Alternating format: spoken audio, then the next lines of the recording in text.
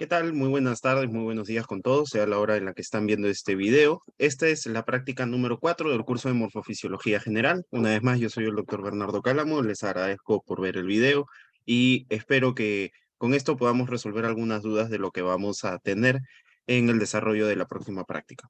¿Ok? Vamos a empezar entonces y lo primero que quiero mostrarles en este caso es justamente el tema de esta semana, que es anemias carenciales y anemia inflamatoria. Términos que tienen que ver justamente con el déficit en primera instancia de vitaminas que son muy importantes para la síntesis de ADN. Y no quiero empezar este tema sin antes explicar la importancia de estas dos vitaminas que vamos a hablar el día de hoy, que es la vitamina B9 o el ácido fólico y la vitamina B12 o la cobalamina, o en su forma activa la hidroxicobalamina. Lo que ocurre es lo siguiente, nosotros para poder sintetizar ADN necesitamos de estas dos vitaminas, dado que la vitamina B12 y la vitamina B9 cumplen una función importante en convertir el dioxiuridina monofosfato, que es un nucleótido de ARN, porque recuerden, la uridina deriva del uracilo, que está presente solo en el ARN, y se encargan de transformar la desoxiuridina monofosfato a timidina monofosfato. La timidina monofosfato es parte, como ustedes conocerán, del ADN. Entonces, si no tenemos estas dos vitaminas y vamos a ver el proceso bioquímico por el cual estas dos vitaminas funcionan y ayudan a la síntesis de timidina, no vamos a poder sintetizar ADN. Pregunta, y esto es a la reflexión que quiero que lleguemos, es que, ¿qué ocurrirá si es que no podemos sintetizar ADN en un eritrocito? Regresemos entonces a lo que es la médula ósea. Recordemos que en la médula ósea es donde generalmente en las personas que ya han nacido, no en los bebés o en la vida intrauterina, en la vida embrionaria, sino en los niños que ya han nacido y en los adultos como nosotros, ocurre en la médula ósea el proceso de hematopoiesis. Indistintamente de la edad en los niños será en la médula ósea de los huesos largos y en las personas adultas será en la médula ósea de los huesos móviles o axiales, no móviles o axiales, disculpen, como las vértebras y las costillas. Independientemente de lo que ocurra ahí, se está sintetizando las distintas líneas celulares. Una de esas líneas celulares es el eritrocito. Para la síntesis del eritrocito es necesario que se realicen distintas divisiones mitóticas y en las divisiones mitóticas lo que hacemos es replicar ADN. Entonces, justamente teniendo en cuenta el concepto de biología general, si no tenemos la capacidad de sintetizar ADN, si no podemos convertir la desoxiuridina monofosfato en timidina monofosfato por falta de vitamina B9 y falta de vitamina B12, vamos a interrumpir las divisiones mitóticas del eritrocito. Al interrumpir las divisiones mitóticas del eritrocito, el eritrocito se queda en estadios previos, estadios que su tamaño va a ser mucho más grande de lo normal. Porque recordemos de que en cada división mitótica de la serie eritroide, el eritrocito va haciéndose más pequeño.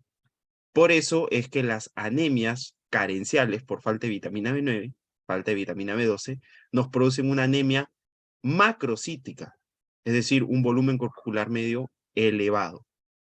Dicho esto, quiero que empecemos con la primera parte. Vamos a hablar de la cobalamina o la vitamina B12, una vitamina hidrosoluble que es necesaria para la síntesis de ADN y vamos a ver cómo funciona esto.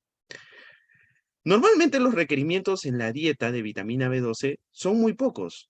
Miren, solo necesitamos en personas adultas 2 a 5 microgramos por día. ¿Y cuáles son los alimentos que contienen gran cantidad de vitamina B12? Pues están las carnes rojas de preferencia, el hígado, el pescado, los lácteos y los huevos. Como vemos acá una foto donde vemos resumido todo eso.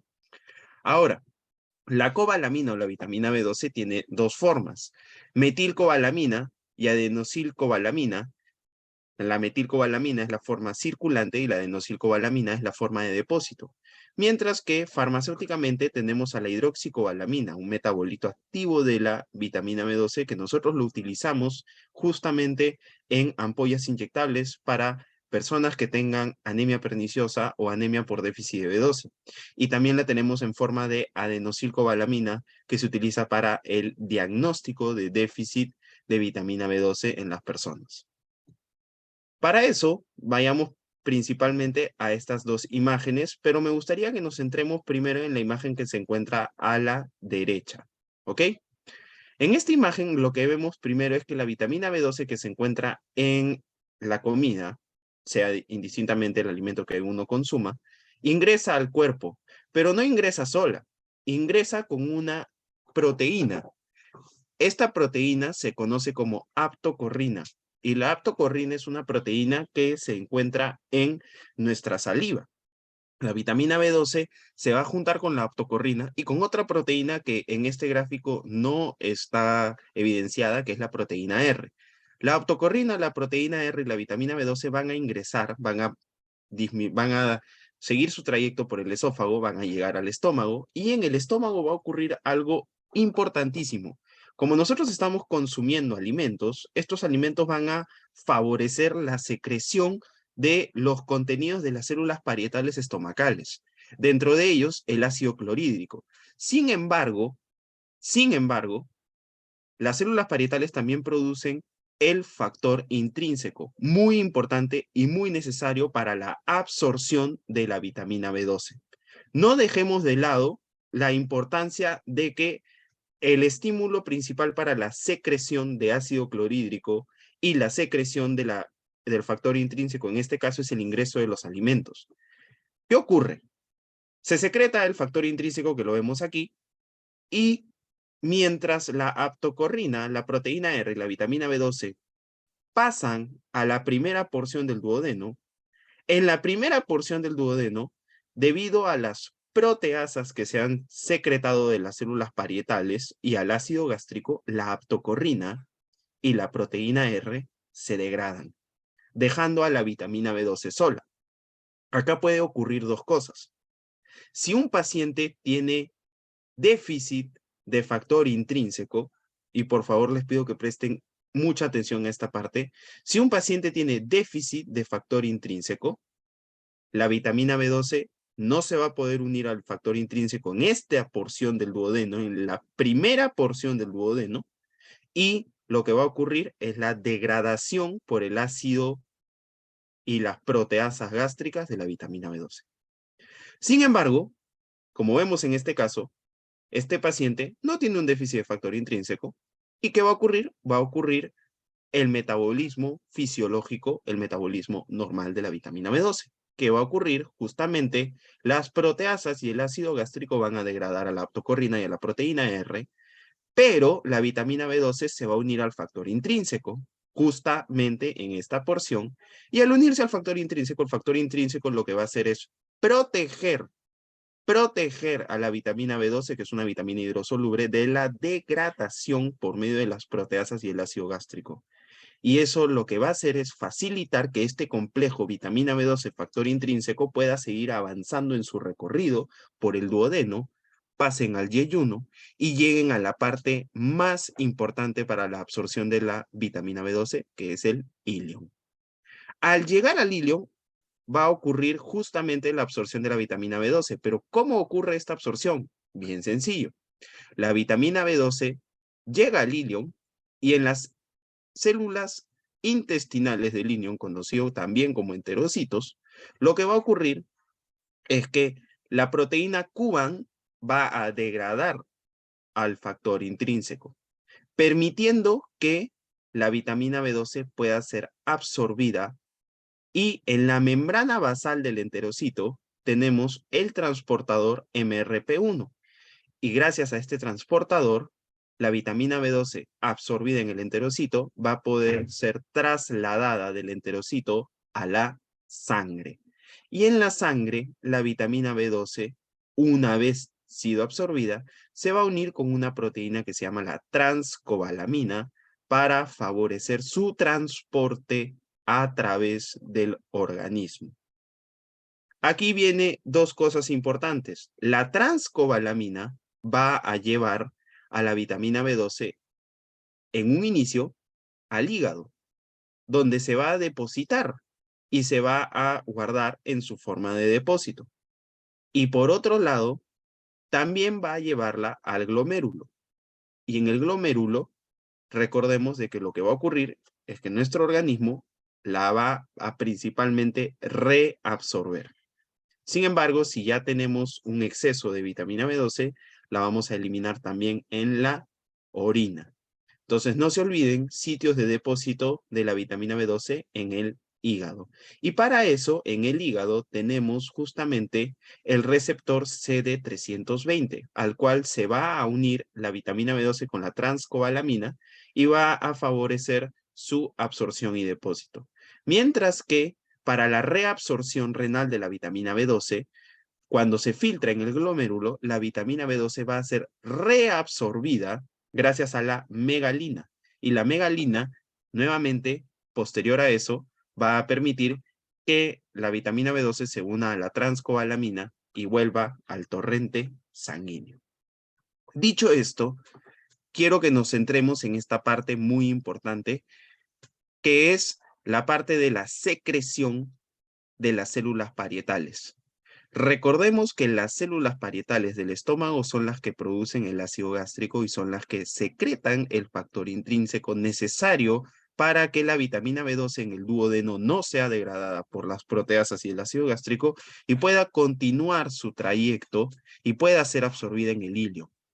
Quiero recordarles y quiero decirles, si es que hasta el momento no le he dicho, que en el ilion la vitamina B12 va a ser absorbida, pero solo puede ser absorbida si es que está acoplada al factor intrínseco.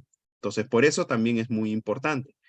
Ustedes tienen un caso de anemia perniciosa en el cual vamos a hablar por qué estos pacientes tienen ausencia del factor intrínseco. Y al haber ausencia del factor intrínseco, evidentemente no se puede absorber la vitamina B12 y vamos a tener justamente déficit de esta vitamina y vamos a tener todos los síntomas relacionados al déficit de esta vitamina. Siguiendo de lado, vamos a hablar ahora un poquito del metabolismo de la vitamina B12 junto con el metabolismo del ácido fólico. Y aquí es donde estamos hablando de la desoxiuridina monofosfato, que tiene que ser convertida a timidina monofosfato. Centrémonos en este gráfico primero. Veamos que acá está la reacción más importante, la conversión de desoxiuridina a timidina para favorecer la síntesis.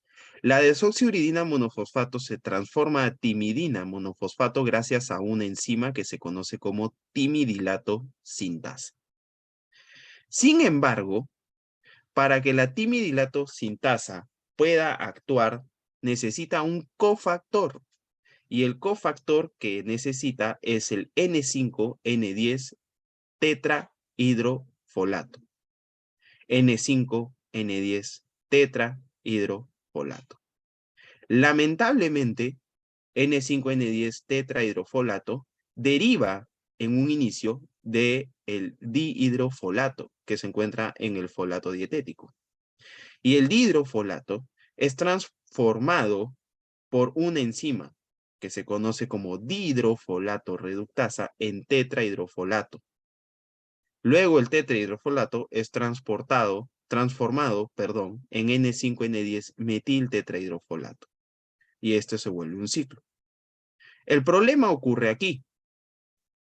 La síntesis del dihidrofolato que favorece la síntesis del tetrahidrofolato suele ser una diana terapéutica muy importante de algunos agentes quimioterapéuticos y algunos agentes antibióticos como las sulfonamidas y el metrotexate, un fármaco que inicialmente se utiliza para quimioterapia, pero también es un fármaco modificador activo de la enfermedad de la artritis reumatoidea.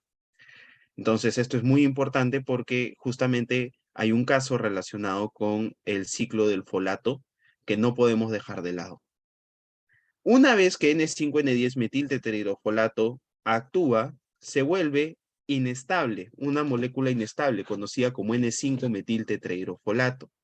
Y esta molécula N5 metiltetrahidrofolato necesita obligatoriamente a la vitamina B12 para poder volverse a su forma estable N5N10 metiltetrahidrofolato.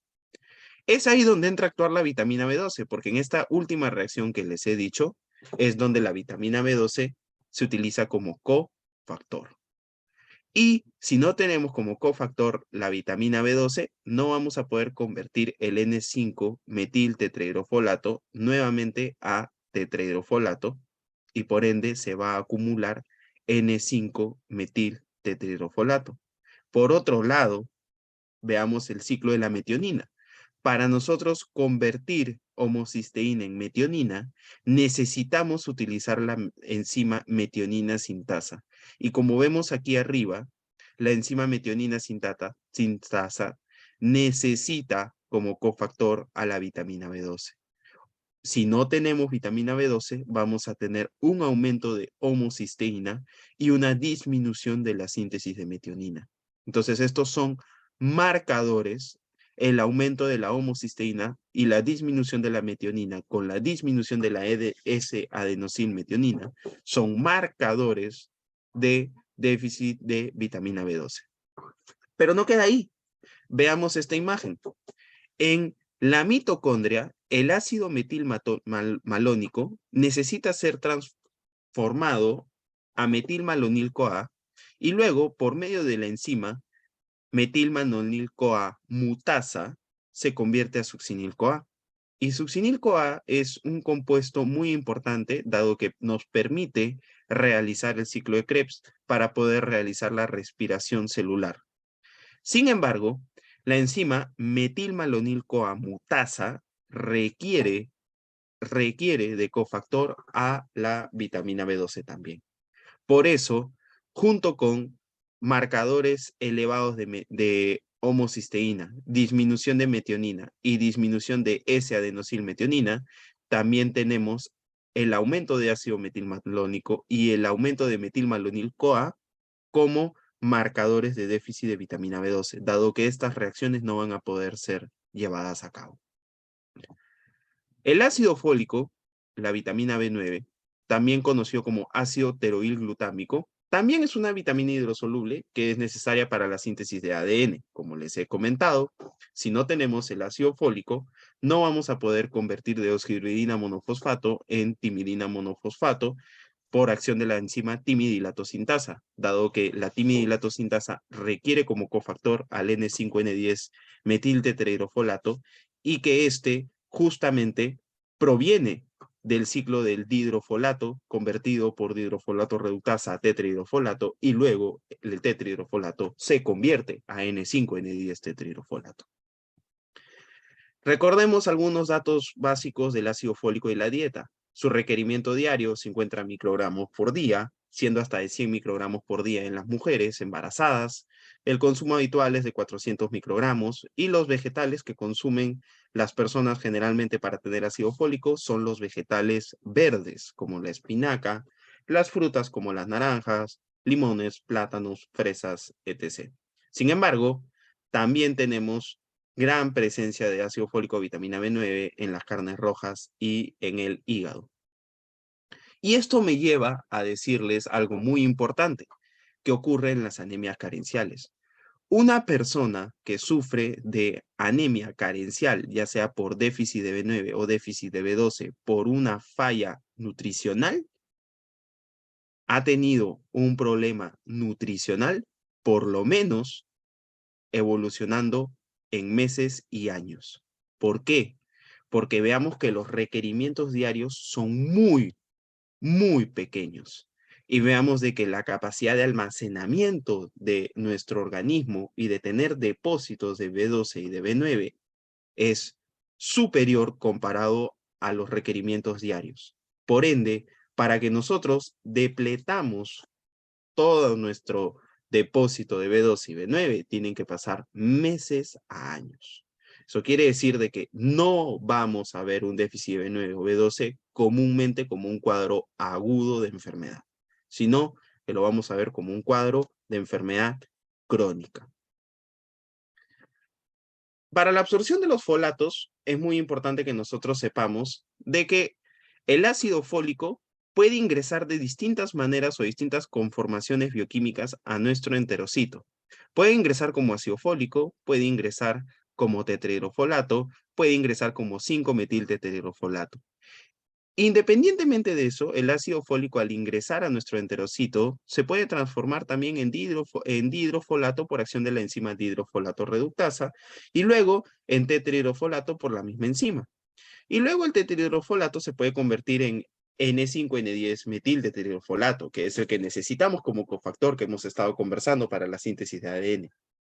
Independientemente de eso, ingresa a nuestro organismo y una vez al ingresar a nuestra sangre, va a cumplir sus funciones o va a ir a depositarse en el hígado. Entonces, el folato captado por los enterocitos puede pasar o bien a la circulación sistémica, como les he dicho, o también a la circulación enterohepática para poder ser almacenado.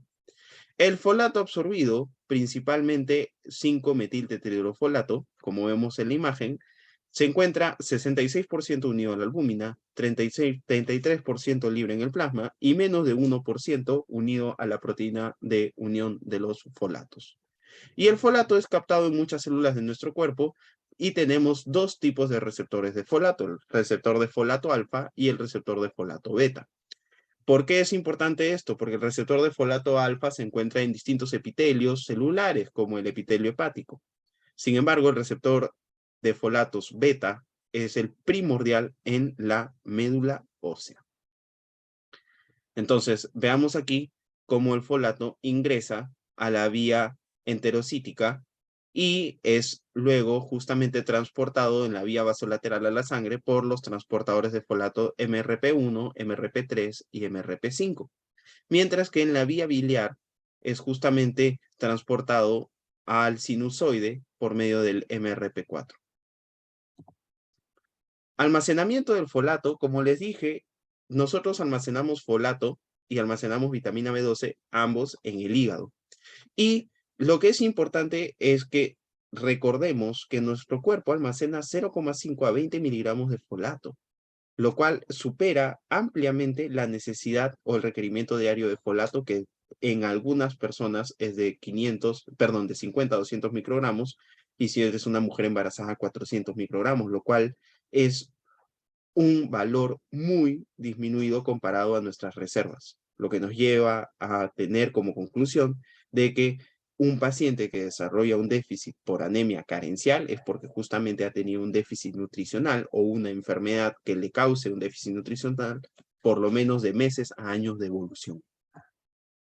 Esto es un poco más de lo mismo, solo que un poco más detallado en el gráfico, justamente la conversión de deoxiuridina a timidina por medio de la timidilato sintasa, que requiere como cofactor al metiltetrahidrofolato, al N5N10 metiltetrahidrofolato, y cómo es que justamente la vitamina B12 interviene en el ciclo de la conversión de dihidrofolato a tetrahidrofolato también para evitar que justamente nos llenemos de metiltetrahidrofolato y por su parte en el ciclo, en la síntesis de metionina, la homocisteína pueda ser convertida a metionina y la metionina luego pueda ser convertida a S-adenosilmetionina.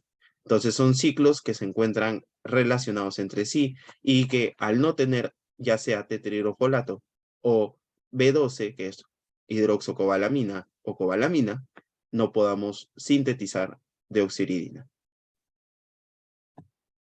Perdón, no podamos sintetizar timidina en base de deoxiuridina. Muy bien. Por último, vamos a hablar del hierro. El hierro es principalmente absorbido en el duodeno, ¿ok? Y principalmente el hierro hemo, que es 15% del hierro que consumimos diariamente, se absorbe 3 a 5 veces más que el hierro no hemo. Está en distintos componentes como los fitatos, oxalatos, fosfatos, polifenoles y además de eso, el ascorbato, el lactato, piruvato, fructosa, cisteína y sorbitol favorecen su absorción. Pero recordemos que los fosfatos, polifenoles, fitatos y oxalatos retrasan su absorción. Puede ser pregunta de examen, así que tengamos en cuenta estos datos. Fitatos, oxalatos, fosfatos y polifenoles disminuyen su absorción. Ascorbato, lactato, piruvato, fructosa, cisteína y sorbitol favorecen la absorción del hierro. Requerimientos diarios de hierro, veamos de que los requerimientos diarios son mínimos, sin embargo, suelen elevarse en estados como la lactancia y el embarazo. Muy bien. Lo importante es justamente esta imagen. El hierro llega al lumen intestinal producto de nuestros alimentos. Al llegar al lumen intestinal, el hierro es captado e ingresa por un transportador de metales divalentes llamado DMT1. El hierro ingresa y es luego captado por la ferritina. Y al ser captado por la ferritina, el hierro luego es transportado por la ferroportina, Y al ser transportado por la ferroportina puede ingresar a nuestra circulación. Y lo más importante que tenemos que ver aquí es justamente la regulación de la ferroportina. Ferroportina es un transportador de hierro, una compuerta transportadora de hierro que se encuentra en la membrana basolateral de los enterocitos y que va a estar afectada y regulada por una hormona sintetizada en el hígado conocida como hepcidina. Vamos a ver eso. El hierro, como les dije, ingresa por medio del transportador de MT1 y posterior a eso ingresa a la circulación a través de la membrana vasolateral gracias a la ferroportina. ¿Ok? Lo importante es que el hierro ingresa en su estado ferroso o 2+, y luego, una vez que es transportado por la ferroportina, pasa a su estado férrico. El hierro puede ser también reciclado de los eritrocitos que han sido justamente lisados porque ya cumplieron su ciclo de vida, 120 días. Y el hierro que es lisado en los macrófagos del vaso, una vez más, por medio de la ferroportina, va a poder volver a ser transportado a la circulación. Recordemos de que ocurre un proceso similar en los riñones, donde el hierro va a poder ser reabsorbido para evitar la pérdida de este en la orina. ¿Qué ocurre?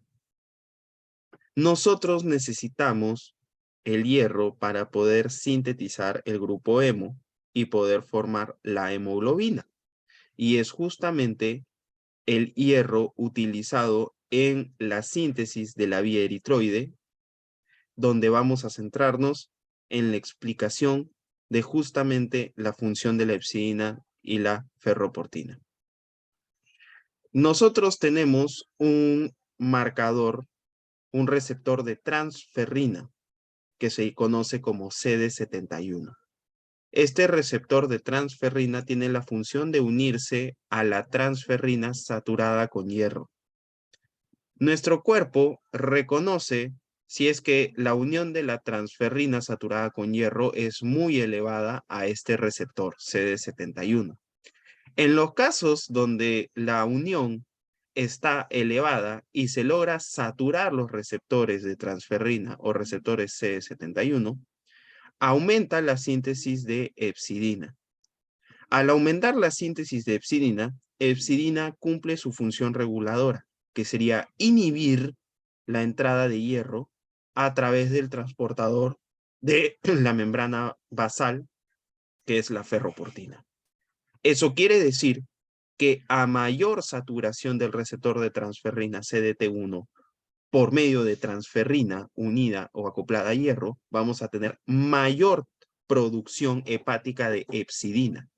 Al haber mayor producción hepática de hepcidina, va a haber mayor inhibición de ferroportina. Y por ende vamos a disminuir la entrada y absorción de hierro a través del intestino y a través de la reciclación de la lisis de los eritrocitos.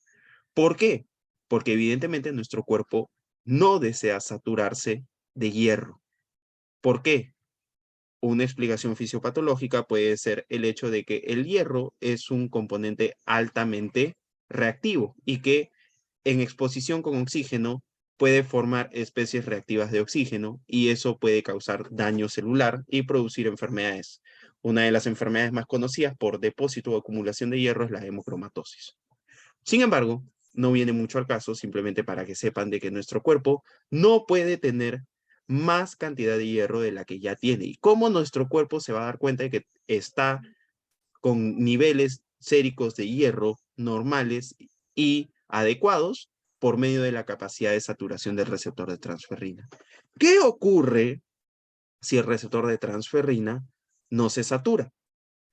Quiere decir de que el receptor de transferrina se encuentra en muy poca proporción unido a transferrina que transporta hierro. Eso quiere decir de que va a ocurrir el proceso contrario, y el proceso contrario sería de que al haber poca saturación del receptor de transferrina, se va a disminuir la expresión de hepcidina, y al disminuir la expresión de hepcidina se va a favorecer el metabolismo y la absorción de hierro a través de la ferroportina. Y eso nos va a permitir a nosotros poder tener más hierro en nuestro organismo. Y esto tiene que ver mucho con un tema que se llama anemia inflamatoria.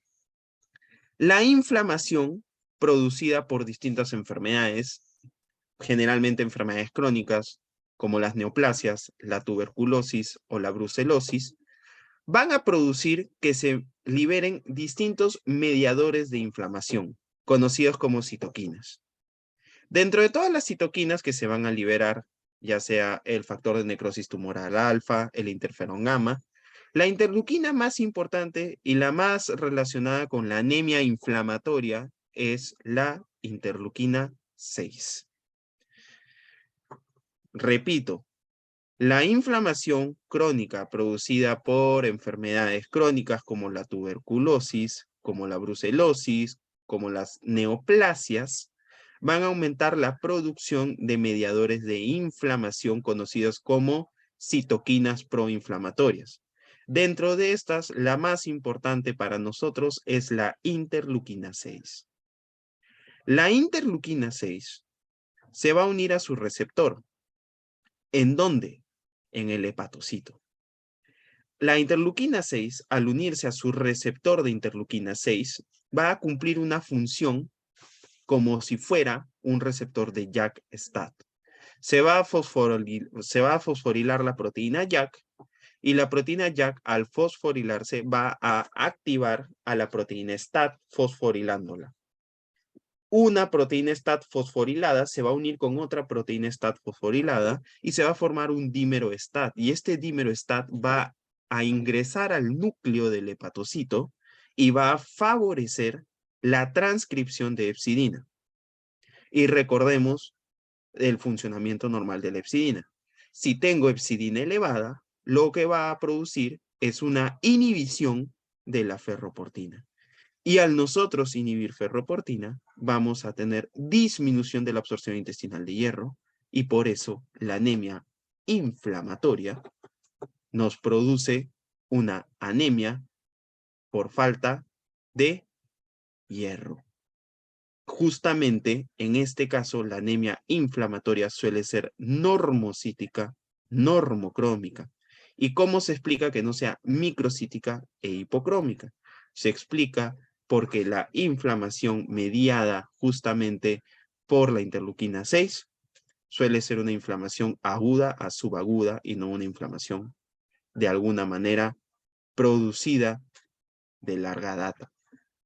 Ahora, recapitulemos. La inflamación producida por enfermedades crónicas es la que produce la interleuquina 6.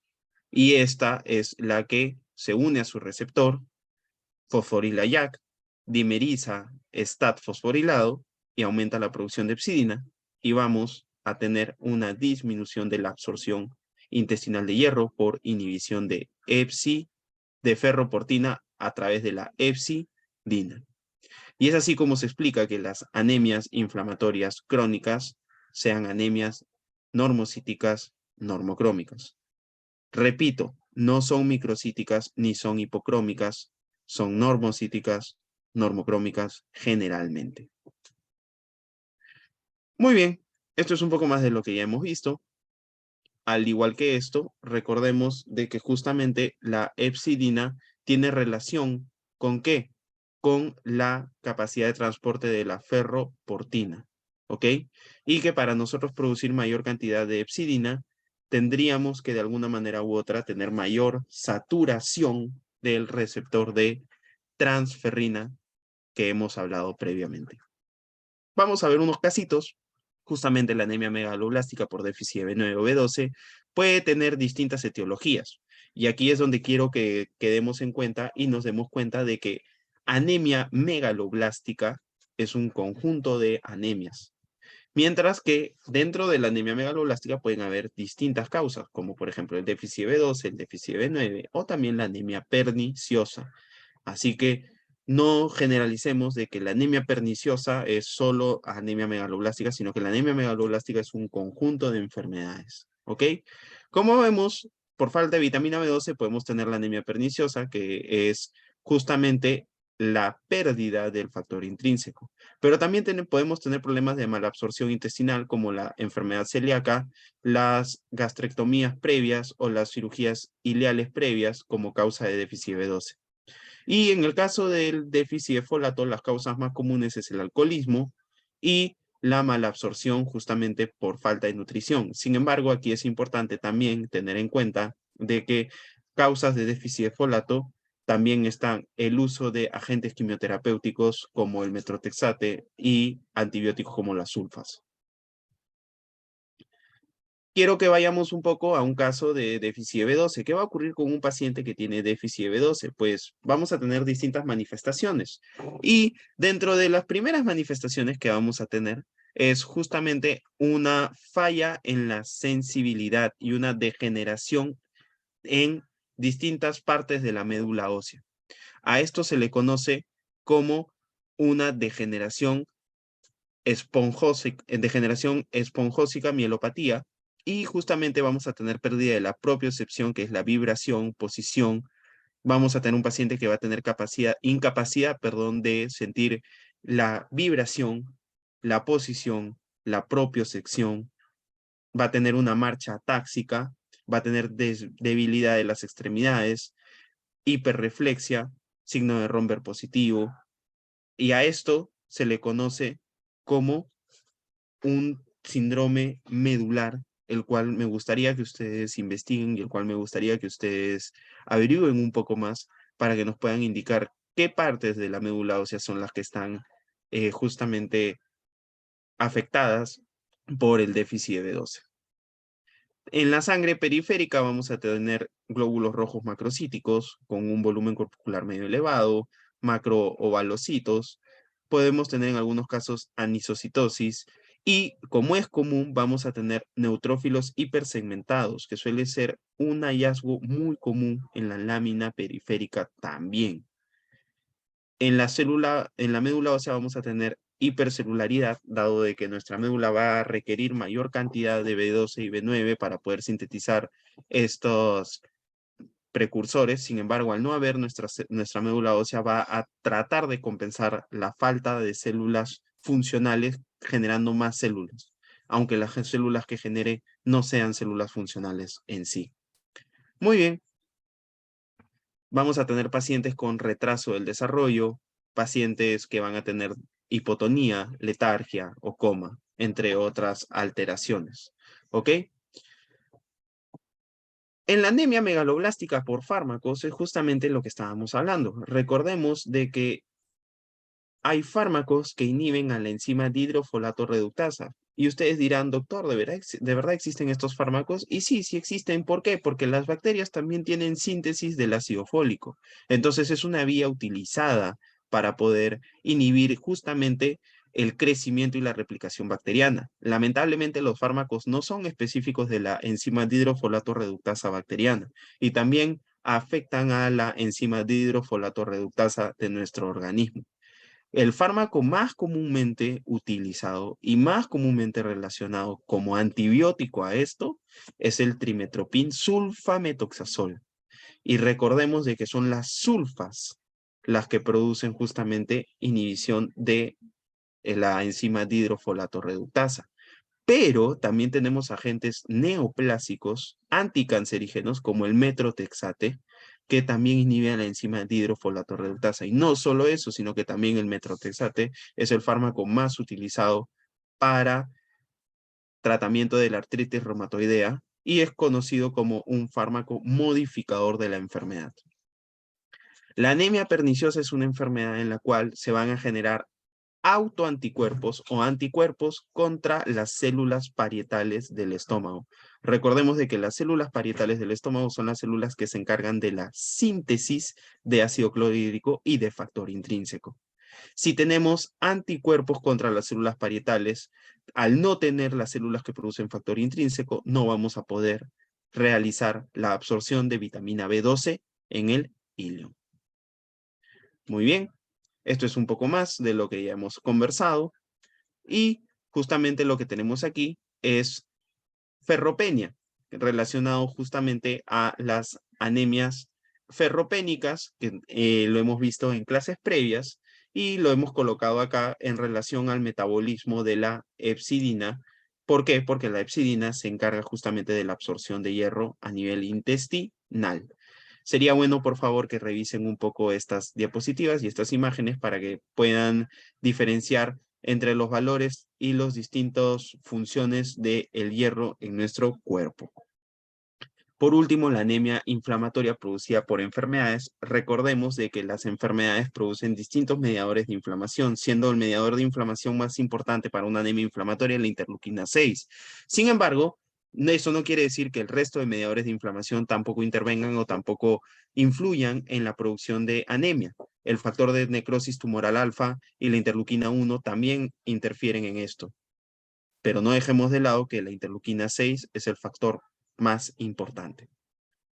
Muy bien, como vemos aquí, la interleuquina 6 va a producir que en el hígado haya mayor transcripción y mayor producción de hepcidina y esto va a disminuir la absorción intestinal de hierro y va a disminuir la liberación de hierro reciclado de los macrófagos y de los hepatocitos. Muy bien. Esto es un poco más de anemia ferropénica versus anemia inflamatoria. Y la diferencia más importante es que la anemia ferropénica suele ser microcítica hipocrómica en los estadios crónicos. Sin embargo, en los estadios agudos o en los estadios iniciales de anemia ferropénica, la podemos ver como normocítica normocrómica. Caso contrario, en la anemia inflamatoria, en la gran mayoría de los casos, siempre va a ser normocítica normocrómica. Muy bien. Integremos un poco lo aprendido. Les dejo esta tablita para que puedan ver el diagnóstico de las anemias hipoproliferativas o anemias por falta de vitaminas, así como la anemia ferropénica al lado. Y les dejo arriba un poco de alguna información acerca de la práctica previa que tuvimos sobre talasemia y de las anemias sideroblásticas, que es una falla en la síntesis del grupo hemo. ¿Ok? Dicho esto, eso sería todo por ahora. Nos vemos esta semana en sus prácticas. Les deseo mucha suerte y voy a pedir a los docentes que ampliemos un poco el tema de metabolismo bioquímico y las reacciones relacionadas con la vitamina B2 y la vitamina B9, dado de que puede quedar un poco de dudas o un poco de dificultades al momento de la explicación de la práctica. He tratado de ser lo más consciente y lo más conciso y solo los dejo con la última reflexión, que es justamente ese mismo metabolismo. La desoxiuridina monofosfato, por medio de la enzima timidilatosinasa, se convierte en timidina monofosfato. Pero la timidilatosinasa, que es la enzima, requiere de cofactor al N5N10 metiltetrahidrofolato. Para eso, tenemos que hacer todo el ciclo del folato. El folato ingresa y el dihidrofolato es transformado por la enzima dihidrofolato reductasa a tetrahidrofolato, y luego este tetrahidrofolato es el que se transforma en N5N10 metiltetrahidrofolato. Pero N5N10 metiltetrahidrofolato es, por así decir, inestable y suele convertirse en N5-metiltetrahidrofolato. Para que no nos quedemos en ese estadio, es que utilizamos a la enzima metionina sintasa, que utiliza a la homocisteína y la vitamina B12 y convierte la homocisteína en metionina y el N5-metiltetrahidrofolato en tetrahidrofolato nuevamente, para que el tetrahidrofolato nuevamente pueda ser convertido en N5N10-metiltetrahidrofolato y pueda ser utilizado por la enzima timidilato sintasa. Entonces, vemos ahí la importancia de la vitamina B12 y la vitamina B9 en todo este ciclo que se produce de manera continua. Al no haber uno de ellos, vamos a tener un problema en la síntesis de ADN porque no vamos a poder sintetizar timidina y eso nos va a generar la anemia carencial. No se olviden que la anemia inflamatoria, más importante, factor inflamatorio o interleuquina inflamatoria 6. ¿Ok? Muchas gracias, espero que hayan podido entender un poco más al respecto. Les deseo mucha suerte en sus prácticas y que sigan estudiando. Cuídense mucho.